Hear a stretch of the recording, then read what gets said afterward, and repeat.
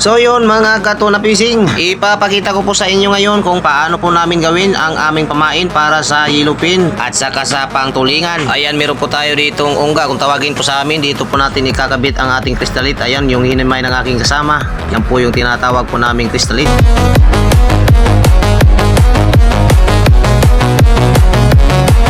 At dito na po, ikakabit na po ng aking kasama yung kristalit sa ungga.